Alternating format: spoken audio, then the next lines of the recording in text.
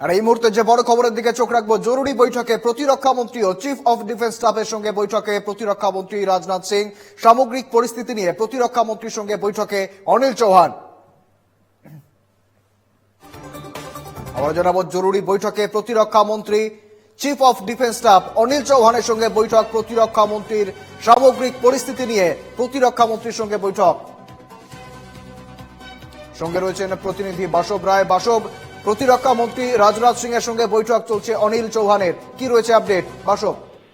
হ্যাঁ, সেটা হচ্ছে প্রতিরক্ষা মন্ত্রীর সঙ্গে CDS chief of defence staff Anil Chauhan তিনি বৈঠক করছেন।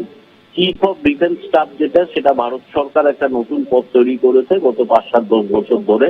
সেটা হচ্ছে তিনটে যে বাহিনী, এদের মধ্যে সংযোগ রক্ষাকারী একজন প্রধান থাকবেন, তিনিই অনিল চৌহান। এর আগে যিনি ছিলেন তিনি প্লেন অ্যাটাকে মারা যান, ট্রেন ক্র্যাশে। এবং মূল্যের কথাটা হচ্ছে সেটা হচ্ছে চিফ অফ ডিফেন্সের সঙ্গে যখন প্রতিরক্ষা মন্ত্রী কোনো বৈঠক করেন, সেটা দেশের নিরাপত্তার জায়গা থেকে অসম্ভব গুরুত্বপূর্ণ। এবং ভারত ও পাকিস্তানের এই মুহূর্তে যে সংঘাত বা তার যুদ্ধের যে আবহ, সেখানে এই বৈঠক আবার বলছি খুব গুরুত্বপূর্ণ। এবং আমরা জানি এই কিছুক্ষণ আগেই ভারতের আমাদের প্রধানমন্ত্রী নরেন্দ্র মোদীর সঙ্গে জাতীয় নিরাপত্তা উপদেষ্টা অজিত ডোভালের বৈঠকটা কিছুক্ষণ আগেই শেষ হয়েছে। তো এই যে দুটো জায়গা, অর্থাৎ প্রধানমন্ত্রী এবং প্রতিরক্ষা মন্ত্রীর বৈঠক এবং দেশের শীর্ষস্থানীয় যারা নিরাপত্তা এবং সেনাকর্তা তাদের সঙ্গে এর ব্যাকগ্রাউন্ডে তো দুদিন ড্রোন পাকিস্তান মিসাইল যে অ্যাটাক করছে ভারতে, এবং ভারতের এয়ার ডিফেন্স সিস্টেম সেটাকে যেভাবে প্রতিহত করছে।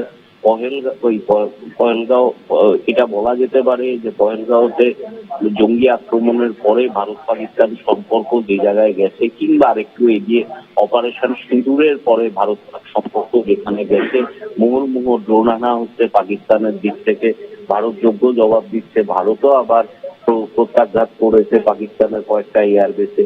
এবং আজকে ভারতের একজন খুব উচ্চ পদস্থ সরকারি আধিকারিক রাজৌরিতে মারা গেছেন, যেটা অল্প আগে ভারতের কেন্দ্রের তরফে যে সাংবাদিক সম্মেলন করা হয়েছে সেখানে বিদেশ সচিব উল্লেখ করেছেন। সব মিলিয়ে রাজনাথ সিং এর সঙ্গে প্রতিরক্ষা মন্ত্রীর সঙ্গে, রাজনাথ সিং নামটা যদি সরিয়ে দিই, প্রতিরক্ষা মন্ত্রীর সঙ্গে তিন বাহিনীর যে প্রধান, অর্থাৎ বলা যেতে পারে CDS chief of defence staff, তার যে বৈঠক, এটা অসম্ভব গুরুত্বপূর্ণ। এটা পরিষ্কার বোঝা যাচ্ছে ভারত পাকিস্তান যদি মিসাইল বা ড্রোন হামলা করে, ভারত নিশ্চয়ই রসগোল্লা ছুড়বে না, ভারতও অবশ্যই সেখানে হামলা চালাবে।